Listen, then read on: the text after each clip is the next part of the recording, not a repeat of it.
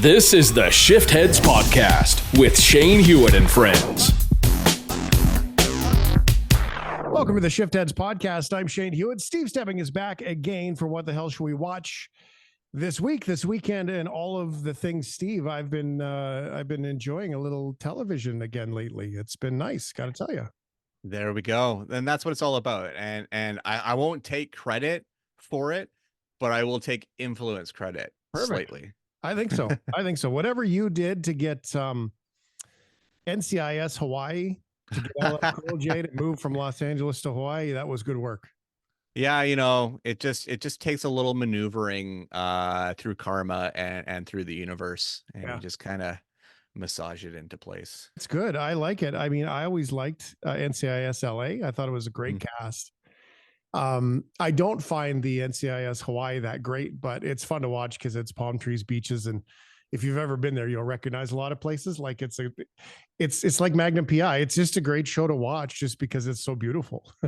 Well, and I feel like I've been, I mean, besides Magnum PI, the original series with Tom Selleck, I feel like because of Lost that I've always had a television heart sitting in Honolulu and in the surrounding areas in Hawaii and stuff. So yeah, I dig the locale as well. Yeah, absolutely awesome. Okay, coming up, Steve's got his entire video with Chloe and the chat about movies and TV shows and all the things. I want to throw a couple at you, Steve. You ready? Sure. Yeah, let's do this.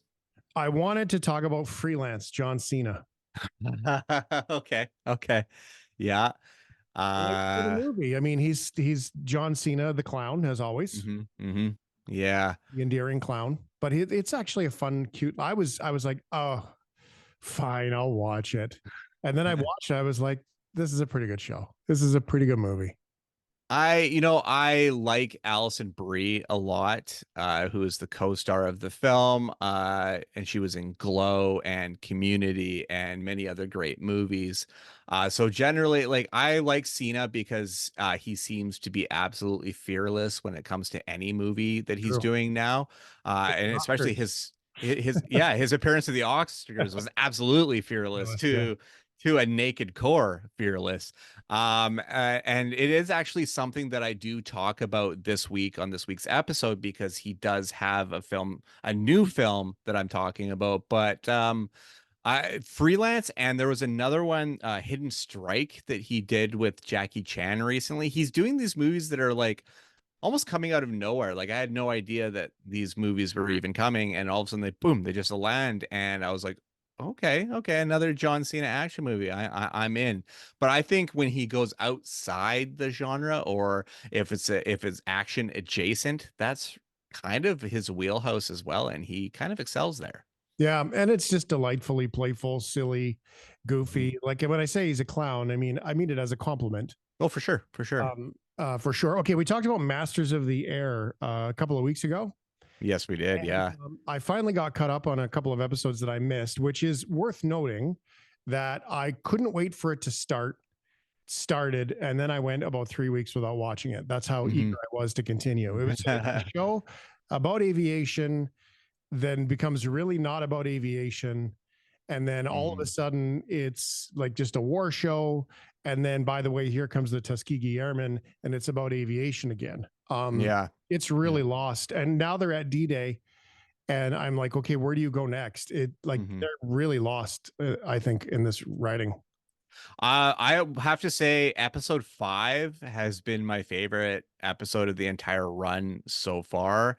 And it is the most hopeless of the episodes, as far as seeing casualties. And I think I call it hopeless as well, because to this point, we've only fleshed out a few characters, and most of those characters we've fleshed out by this point have already perished. So it does feel messy, but episode 5 is my favorite just because there is so much war going on in this episode, and the fight in the sky is so interesting, especially when you're seeing hundreds and hundreds of planes arcing out of the sky to come at these bombers. It's just I feel like you wait till the P1 Mustangs show up. Oh my god. Or P-51, excuse me. Well, this was the episode where I felt like the most, where I was going, oh, whoa, oh, like I was reacting the most of any of the episodes that I watched so far. So, yeah, I think midpoint of this series is probably my favorite.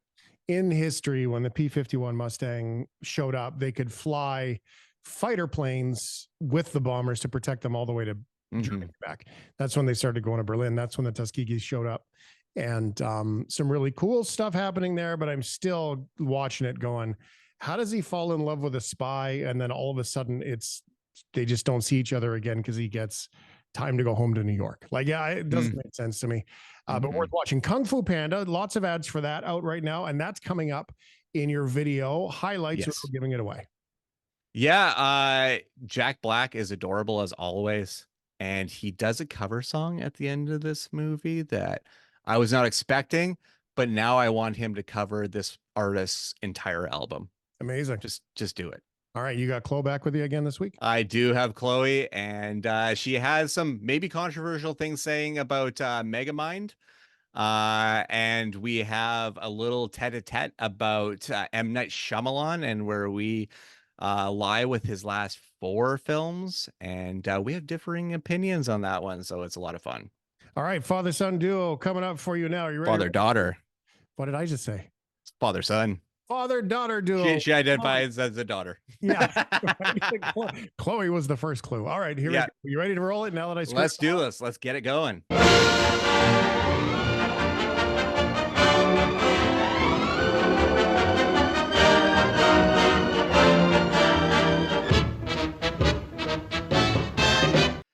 Hello, everybody, and welcome to What the Hell Should I Watch? I'm Steve Stebbing. I'm Chloe Stebbing. And we are the weekly podcast that tells you, well, basically what your weekend plans are and what else to watch during the week. And we come out every week right here on YouTube, Fridays at 9 a.m. And let's just head right into it. I got a big one. It's a big sequel. But there is a target audience for it. It is Kung Fu Panda 4. After Po is tapped to become the spiritual leader of the Valley of Peace, he needs to find and train a new dragon warrior, while a wicked sorceress plans to resummon all the master villains whom Po has vanquished to the spirit realm. It's the realm. I love Jack Black. I always have. I always will. Like, that is an undying love. And he can make whatever bad movies he wants. That said, the Kung Fu Panda movies aren't bad. They never were bad. They are, I think, the stronger franchise within the DreamWorks animated pantheon, I think. I think I took you to one of them, I think. I feel like Kung Fu Panda 2 I took you to. Possibly. Yeah. I have seen all of them, but the later ones, like after 2, they started coming out when I was like 15 a teenager. or something. Yeah, exactly. So it was like the time for Kung Fu Panda was over. Yeah. Well, I mean, I did go and see the SpongeBob movie where they become like superheroes or something. Oh, yeah. Is it Sponge Out of Water, or that's the newest? Okay. No, wait, I have no idea. I know they've done a few. Sponge on the Run. I think it might be Sponge on the Run. That's the one with Keanu Reeves is Sage. Yeah. Yes, I think that's Sponge on the Run. Okay, it was the one where Matt Berry was the dolphin, like the god dolphin. Oh, Bubbles. We're going to be relying on you to drop some kind of card in here to correct both of us and just be totally exasperated, because as you're editing this, you're going to be like, it's this, it's this, it's this, it's this, and drop it in now. There we go. But whatever it was, okay, I saw that when I was 13 on Valentine's Day. Nice. That sounds like a good Valentine's Day movie. I don't know why. To me it is. I'm not really thinking with a romantic mind on that one. But I don't know. I dig this series. I dig Jack Black as Po. He is just as lovable as always. But the rest of the Furious 5 or whatever are not really in this one. This one's kind of forging a new singular path for Poe, which brings in a new character played by Awkwafina. And I feel like there's probably a large part of the movie going and television watching public that is kind of sick of her. I'm not part of that. I really, really, really dig her still. I think she's hilarious. I think her show on Comedy Central was really funny, Nora from Queens. And the fact that her grandma in that show, played by Lori Tan Chin, is also a voice in this movie. As soon as I heard her voice, I knew exactly who it was, and I started laughing because she's just gold, steals the show in every time that she's in anything. Like, I really, really think she's hilarious. And Ke Kwan, after winning an Academy Award last year for Everything Everywhere All at Once, is continuing his great resurgence in television and movies after a really great appearance in Loki season 2, which he's incredible in that show. He is a voice in this one, and I picked his voice out right away as soon as he started talking. I adore this man so much, and I'm glad that he's getting an adult Hollywood experience after playing Data in Short Round in the 80s and being a childhood hero. But apparently, I was going into this movie, I thought this was going to be the end of Poe's story. Like, he's basically moving on to the next spiritual level, becoming the spiritual advisor for his kingdom and all that kind of stuff. But apparently, this is the first of a new trilogy. There's going to be 2 more movies that are already loaded up, ready to go. So there are going to be 6 Kung Fu Panda movies by the time's all said and done. And who knows if DreamWorks and Paramount or DreamWorks and Universal are like, let's keep the ball rolling more. Because I think there's still a series that runs on Netflix, like a kids series, like the Furious 5 or something like that still runs. So, I mean, DreamWorks says if it's still got legs, keep running it. And I don't know. I think there's another Shrek on the horizon. They haven't announced anything yet, but I've heard there possibly could be a Shrek 5. I'm just the one sitting here thinking, where's Mega Man 2? Megamind 2. Like, where's that movie? Isn't that the What do most you mean? memeable movie?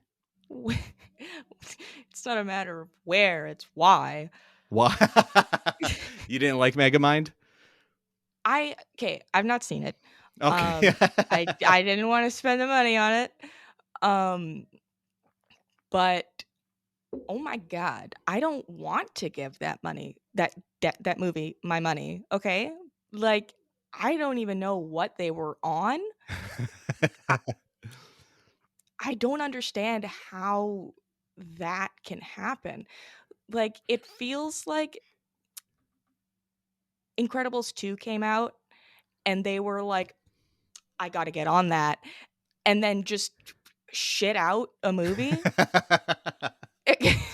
just to like ride that wave. But no, it's That's fair. I can't even continue going on this because I don't even know what to say about it. I'm just gonna put up a picture of it in editing and just be like, there, like, it doesn't need words. Threatening the city a few days ago. Now you're defending it. I want to be. That's fair. That's fair. I will end off my Kung Fu Panda 4 review saying that Jack Black at the end of the movie covers Britney Spears' Hit Me Baby One More Time, and it is freaking epic. Like, just how about Jack just does the whole In the Zone album? Let's do it all. And release it as a solo Tenacious D record, because it is such a wild cover, and he's actually kind of the perfect person to cover it. So at the end of it, I enjoyed Kung Fu Panda. It satisfied me as much as the other films have, and I think that's good for a very consistent franchise. All right, next up, we're heading to Netflix for Millie Bobby Brown in Damsel. A dutiful damsel agrees to marry a handsome prince, only to find the royal family has recruited her as a sacrifice to repay an ancient debt. Starring Millie Bobby Brown, Ray Winstone, Angela Bassett, Nick Robinson, and Robin Wright. And it's directed by Juan Carlos Fresnadillo. who was the director of 28 Weeks Later. Yes. Brings it all full circle. Yeah. All back to you. And I don't know.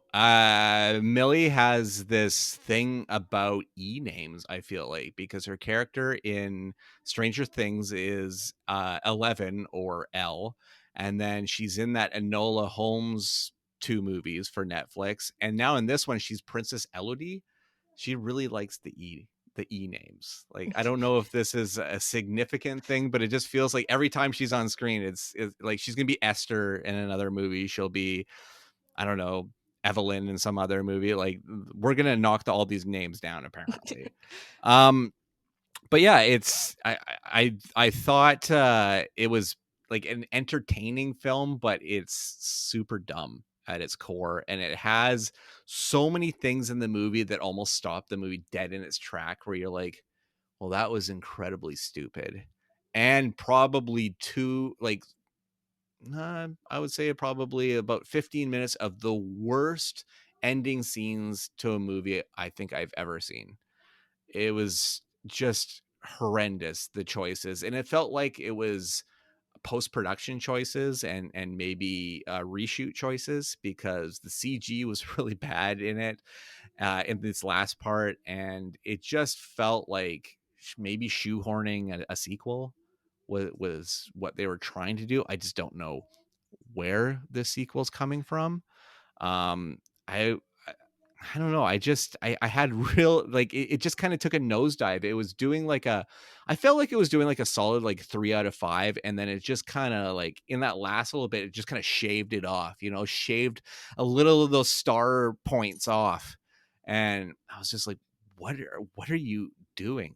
Although, and I think this has to come from the fact that it's a Fresnadillo movie, there was a few surprisingly bloody kills for a film that does feel very PG-13 fantasy film for teen girls. I don't know. Have you seen the trailer for this one?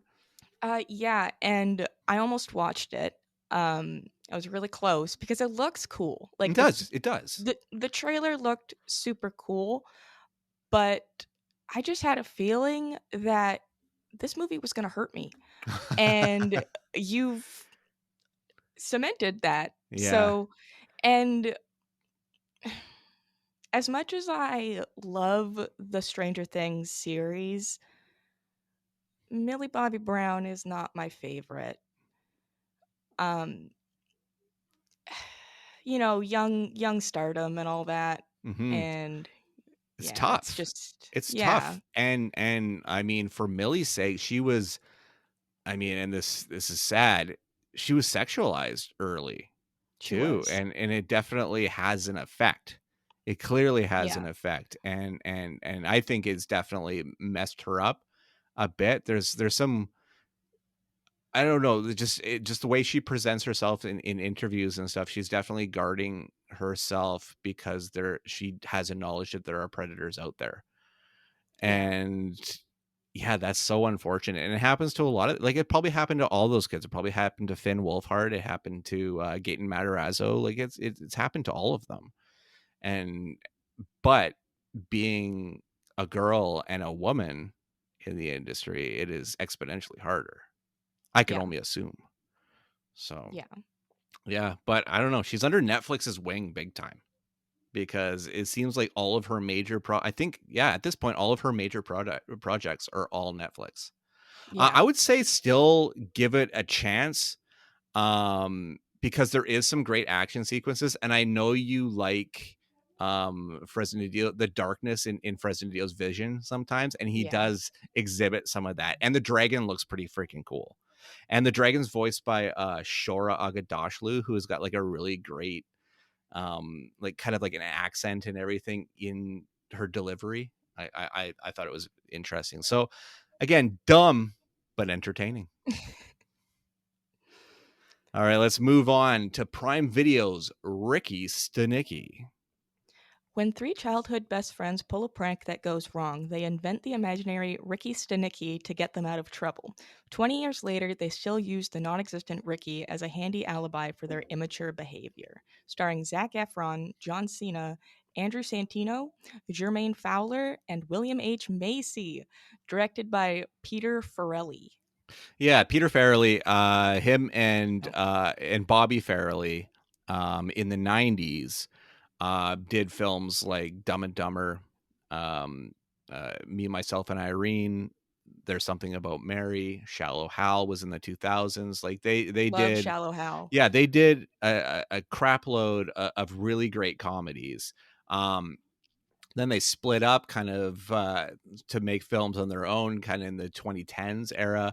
Peter Farrelly would win Best Picture for Green Book with Viggo Mortensen and Mahershala Ali, but returns to the gross out, crude comedy roots with Ricky Stenicki. And I will not lie to you, this is one of the funniest films I've watched this year. My wife and I were dying laughing. There's so many great lines and great moments in this. It is that hard rated R, like gross out kind of sex comedy in parts, but John Cena he's just so fearless. Like there's something about John Cena willing to do absolutely everything that really works, and he manages to do this with this character and also give it like some depth of heart that I really enjoyed. And it's not a movie that I would expect to have that kind of emotion to it, but it really does. Zac Efron's also really, really great when he's playing the kind of the straight guy in a comedy that's about things going out of control. Like he is just a really great barometer. I think about movies like Mike and Dave Need Wedding Dates when I bring this up. I just think I think Zac Efron's really underrated when it comes to comedy. Andrew Santino is one of my favorite stand-up comedians right now. He does a podcast with Bobby Lee called Bad Friends that I think is hilarious. And he was in a series about stand-up comedy in the 70s on Showtime called I'm Dying Up Here that only did 2 seasons, a brilliantly written show produced by Jim Carrey. And he was really, really good in that one. He was kind of the not named by like an amalgamation character that was supposed to be kind of Bill Hicks. And he's just really, really good in that.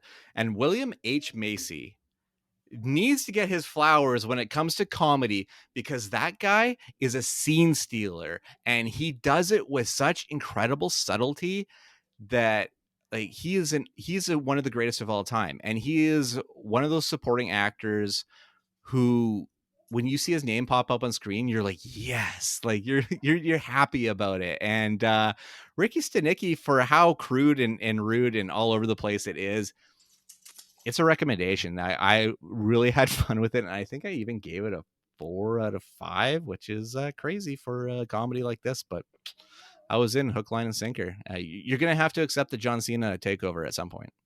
It's just gonna happen. All right, so next up we have All of Us Strangers, which is available to stream on Disney Plus. A screenwriter drawn back to his childhood home enters into a fledgling relationship with his downstairs neighbor while discovering a mysterious new way to heal from losing his parents 30 years ago. Starring Andrew Scott, Paul Mescal, Jamie Bell, and Claire Foy. Sorry. Foy. Written and direct. What? Foy. I was just saying along with you. Written and directed by Andrew Hai, loosely adapted from the novel Strangers by Taichi Yamada. This movie, see, on my other podcast that I do after the credits, all of my co-hosts had already seen this movie because they're in the Lower Mainland, and they were just floored by this movie. So it's been on Disney Plus for a little bit, and I've just been busy watching other stuff, and I finally got around to watching this. And Andrew Scott, Paul Mescal, Claire Foy, and Jamie Bell are like operating on this another level as far as acting goes. I don't want to get too deep into what the actual story is. I think the synopsis that you gave is kind of the best basis to have. But I mean, this is basically a film about kind of a reclusive guy who the death of his parents years and years ago has informed the human that he has become now.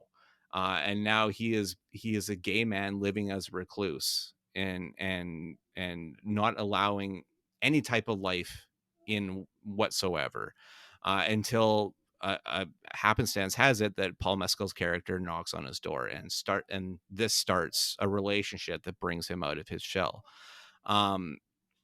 Just the depth of character that Andrew Scott is giving. I mean, the sad fact that there are so many great movies in 2023 that All of Us Strangers kind of fell by the wayside is really sad, because I think it should be recognized as one of the best of 2023 and a must-see film for 2023. But I feel for the broad mainstream that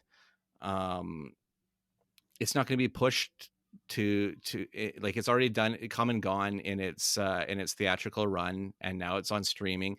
They've announced that it's not getting any kind of physical release, which will kill its momentum as well. Like, the last film that they said that they're not giving a release to was Barbarian, and it was just a good thing that Barbarian already had such a great word of mouth and became one of the must-see films of 2022. But yeah, I think All of Us Strangers is an incredibly special film, and if you love films and love a good story, you have to see this movie. Like, it's like required viewing, I think. This is a beautifully done film, and 5 out of 5 in my opinion. And there's a scene in the film where the Pet Shop Boys song "You Were Always on My Mind" is playing, and it is like an emotional dagger. Like, it is, this movie got tears out of me in so many different pieces that it was completely unforgettable. This one was sent to me as a like a 48-hour screener. You got to watch this in 48 hours or it'll explode. But it turns out now it's not coming out this week, but it's okay. We're going to give it a review anyway, and it's called They Shot the Piano Player. New York, 2010. Jeff Harris, a music journalist, sets out to uncover the truth about Francisco Tenorio Jr., a young Brazilian samba jazz pianist who disappeared in Buenos Aires on March 18th, 1976, featuring the voice of Jeff Goldblum. Yes, who plays the writer that you just mentioned. And I love Jeff Goldblum. Always have, always will. It's like a Jack Black thing. Like, I'm, it's just, he's so damn great. He feels really distracting in this one, because Jeff Goldblum is more than just a voice, and he's an entire spectrum of human being that we know Jeff Goldblum as now. Like, even think of did you see Thor Ragnarok? No, I have not been keeping up with the Marvel universe. He's like the villain of it, but he's for sure just playing himself. Absolutely playing himself to a core that Taika Waititi probably just asked him what he wanted to have written into the movie, and then he just did it. So having that big of a character to be the conduit of the information in this story, like he's the investigative journalist in this one, but he's more interesting sometimes in his line reading than what's going on sometimes in the film. And I feel like the film is more about, because it's an animated film at its core, it is more about showing off the animation and exploring samba jazz than it is to delve into this mystery. Like, I feel like the mystery is so kind of stretched out in it that it kind of loses the momentum of it. And I wanted to be interested in this one, especially in the investigative side, and to find out what happened to this pianist. But I felt like by the time the credits hit, I was just kind of over it, and it didn't satiate my mystery side, and I thought it would a bit more. And maybe the synopsis of the film threw me off in that degree. So Wasn't so hot on that. Not sure exactly when this film is coming out. It was supposed to come out March 15th, but here in Canada, Mongrel has had to pivot and reschedule it.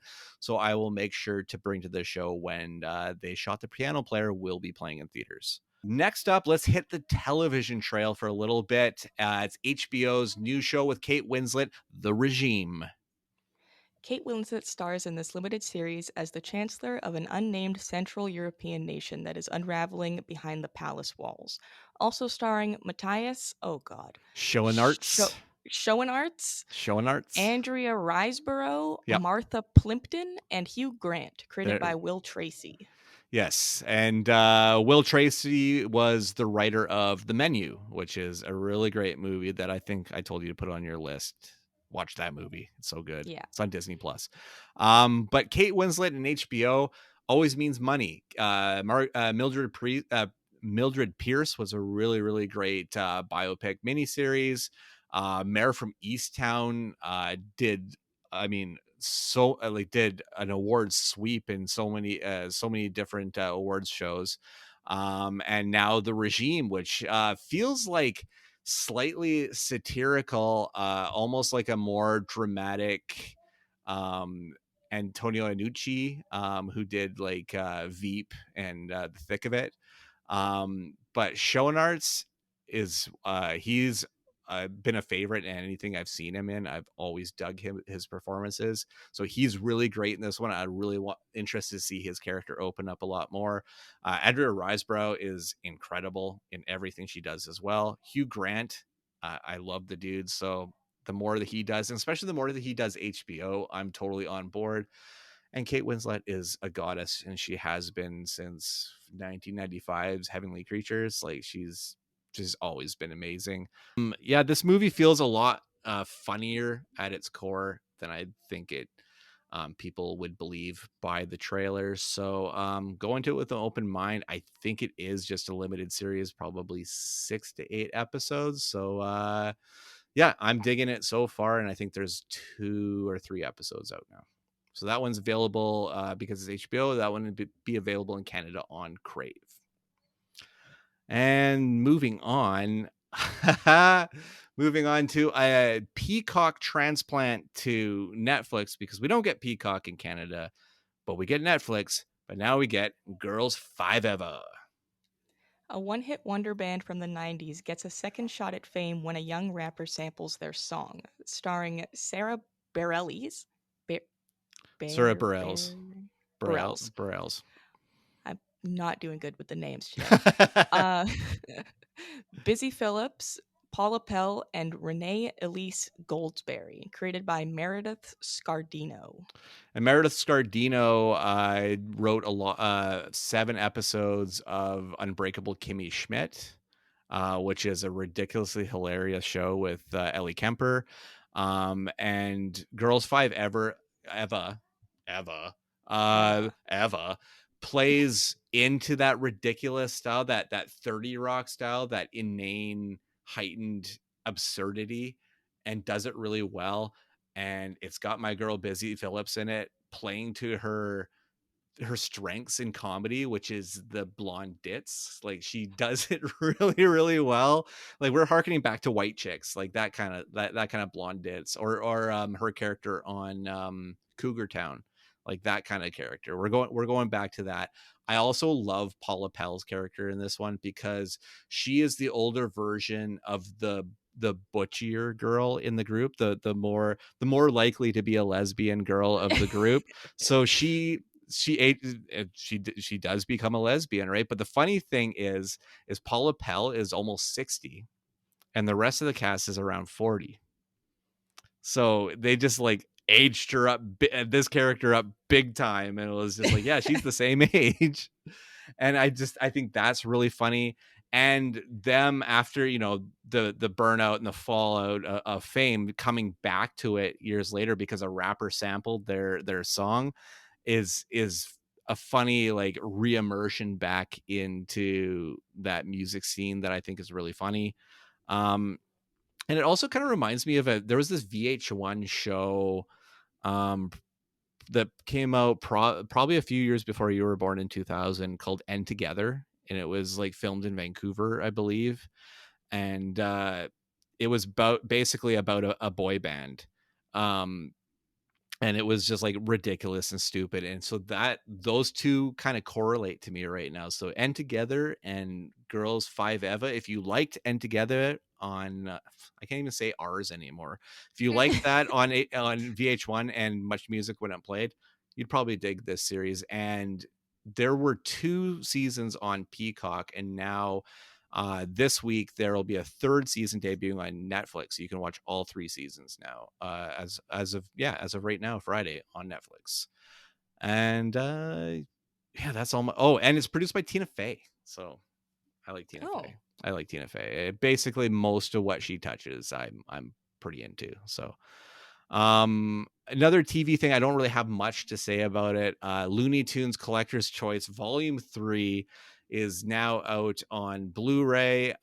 They sent me the first 2 volumes of it. Moviezinc.com did. I have to say the bigger hits are on those first 2. These are some of the lesser ones, but there are some good ones. Like, and you can tell the time, because these were probably, a lot of these were made between 1936 and 1962. So we got Mexican Joyride, Punch Trunk, Sheep Ahoy, War and Pieces, and Wet Hairs are the top rated. They're the top rated shorts that are on this one. I feel like Looney Tunes people know what I'm talking about. Everyone else is like, wrap it up, buddy. Wrap it up. Keep going. So I'm going to do that. I'm going to keep going. But Looney Tunes Collector's Choice Volume 3 out now. Okay, I watched my 4K of American Graffiti, and I've got thoughts. A group of teenagers in California's Central Valley spend one final night after their 1962 high school graduation cruising the Strip with their buddies before they pursue their varying goals. Starring Ron Howard, Richard Dreyfuss, Charles Martin Smith, and it's written and directed by George Lucas. Yes, and this was George Lucas's second feature film after THX 1138, which was a box office bomb. And I mean, it featured a young cast. This was pre Happy Days. So Ron Howard would go on from this to Happy Days. It's also listed on the American Film Institute's top 100 films of all time. Like, there's prestige to this film, and it definitely is the template for those night in the life of a group of teenagers type movie, those comedies and stuff that were to come, like Fast Times at Ridgemont High, Dazed and Confused, all those type of movies. So I recognize the archetype, and I recognize that those films wouldn't come without this film. And Harrison Ford is so freaking young in it, and so badass. And apparently he was badass at the time. Like, he got into bar fights and everything while doing this film. Him and other co-stars were drunk in between scenes. They asked him to cut his hair to do the movie, and he refused to, so he wore a cowboy hat the whole movie. Like, there's just certain, like, just badassdoms about Harrison Ford. I just wish that I felt the reverence of this movie like everybody else seems to have. Like, this is definitely a boomer movie, like, and probably beyond that as well. Because I just don't have, like, I can enjoy a film that takes place in this time, but I don't have this deep nostalgia and deep love for this time. So maybe it skips over my head. The pacing of the film is kind of frustrating, and the storytelling's a bit frustrating. And then the end, they kind of do like this fade out thing, and then they go to a postscript and tell you that 2 of the characters died in the years that follow. And it's a downer. It just really takes you out of it all. And you're like, that is not the way to end a movie. You don't need a paragraph about each character. Like, it just, unless it's a documentary. yeah, and it just feels so flat to go out in the movie like that, and then to head right into like a boppy song from 1962, like through the credits. It's like, I don't know. It wasn't for me, I guess. Like, it's one of those top 100 of all time films that I don't get. And I also, for the collectors out there, if you're going to get the 4K, be aware that my 4K disc crapped out at an hour 37 into the movie. It just froze. I couldn't skip forward, couldn't skip back. It was just done. So I had to grab the Blu-ray out of the same edition and watch it on the Blu-ray player. But it was like, the 4K is busted. I'm putting that out there now. Not cool. Sued. Yeah, sued. Yeah, they're coming after us now. So just a few quick ones to hit before we get to our ending here. Eddie Murphy Raw is out on Blu-ray. I guess arguably one of the greatest stand-up specials of all time, and definitely inspiration for many stand-up comedians that are performing today. No special features, just the show. But what else do you need? Do you need commentary? I don't think you need commentary on a stand-up comedy special. That would just be weird, right? Director's notes. Who? Robert Townsend, actually. Robert Townsend directed it, who is a friend of Eddie Murphy. There's actually been some big-time directors that have done comedy specials. The Nick Offerman one on Netflix, American Ham, that's directed by Jordan Vogt Roberts. Jordan Vogt Roberts also directed Kong Skull Island. Yeah. I did not know that stand-up comedies had directors. Sometimes they do. Sometimes they're doing some stylistic stuff. Like sometimes, it's just shot very statically, very direct on. But yeah, sometimes they actually have like some real directors directing them. That's crazy. Yeah, it's wild. It's wild.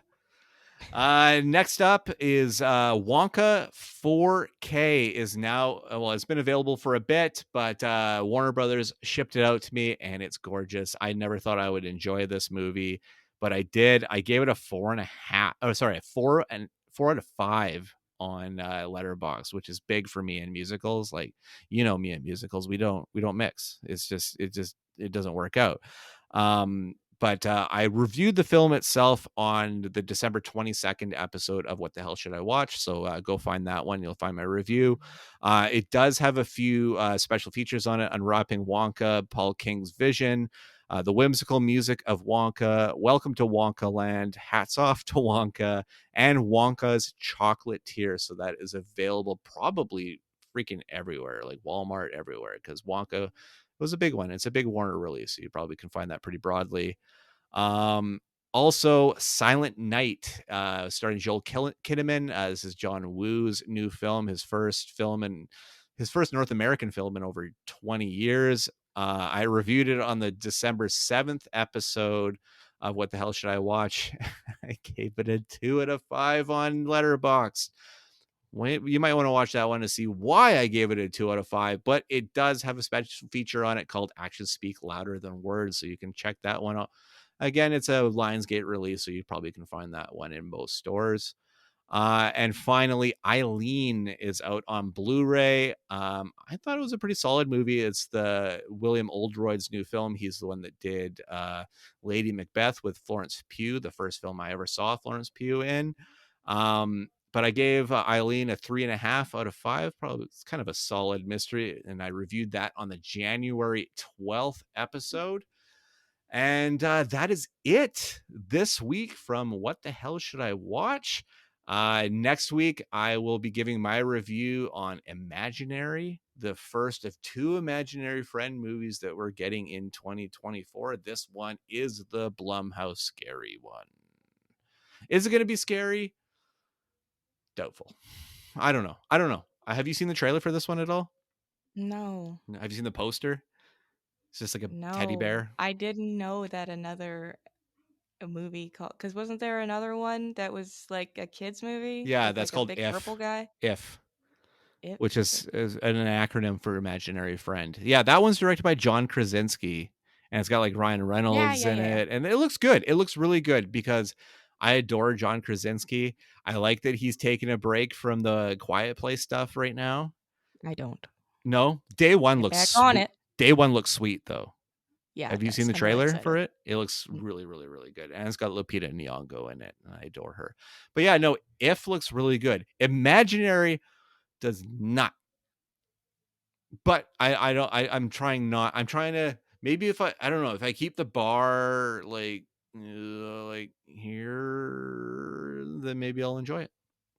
Yeah, after Knock at the Cabin, I've been going into movies with a very low bar because that movie disappointed me. Oh, see, you went in with a high bar. I went Because in with I a love M. Night Shyamalan. I went in with a low bar and I liked it because I went in with a higher bar for Glass and I hated it. And I went in for a higher bar with Old and I hated it. I liked I Old. really did not like Old. The last movie I liked by Night was Split. Oh no, Yeah. sorry. Besides Knock, I like Knock because I think that Dave Bautista is incredible in that movie. Yeah, like everybody was really good in the movie. It's just the writing made me care not about the main characters. Okay. Like I cared more about Dave Bautista and Rupert Grint. I can't believe they killed Rupert Grint in like the first like 20 minutes. Right. I was also really Spoiler. angry. Oh, came out like 2 years ago. 1 year. That's your 1 year. fault if that's a 1 year. spoiler. Came out. Oh, I don't know. It's like a year. It's like just over a year. It came out February last year. It's old enough. Yeah, that's fair. That's fair. We'll stab you to statute on this show at some point. Yeah. Yeah. But I went into that movie mad anyways because there was a specific start time for the movie. I went to go see it in theaters. Mm-hmm. And I arrived to go sit down 5 minutes early. I walk into the theater 5 minutes early. The movie's already been playing for 10 minutes. Whoa! So you missed some beginning stuff. Yeah. Mm-hmm. Mm-hmm. So I was just already mad, and then I guess on top of all the little annoyances in the movie, it just ruined it. Fair enough. I thought it was I what I appreciated with it is for once M. Night was playing it really straightforward. He really doesn't do straightforward. But the thing that's consistent, he doesn't get human interaction at all. He doesn't understand it. He can't write it. He can't direct it. He's like an alien. He's not sure. Speaking as an autistic person, that man is autistic. Oh, for sure. Maybe that's why I like his movies so much. Maybe. I will leave you with this. His daughter has a movie coming out this year, and they released a trailer for it. I suggest you check it out. It stars Dakota Fanning. Oh, okay. Yeah, check it out because I think we'll bring that one to the show for sure. But that is it for this week on What the Hell Should I Watch? My name again is Steve Stebbing. You can find me on Twitter, Instagram, Letterboxd, Threads, at the Stevel Dead. You can also find me on where can you find me? SteveStebbing.ca. Hey, SteveStebbing.ca. Also, you can find me on my Twitter page or my YouTube page, which you're probably watching right here. It's called Steve Stebbing. You can rate and subscribe and share it with your friends if you're feeling saucy enough. And also, you can find this show on Shiftheads.ca with Shane Hewitt. You can also find the Facebook group there and join up because I think there's almost close to 4,000 people on that page now. So it's very cool, and they share all my stuff there. That's it for me. Chloe, you're not on social medias at all, but you have a Letterboxd. I have a Letterboxd. It's Honeybun Chloe or just Chloe Stebbing. Again, that is all I got. And if you have any questions for Chloe or questions for me, put them down there in the comments, and we will address them on the next episode. But until then, have a good week, everybody.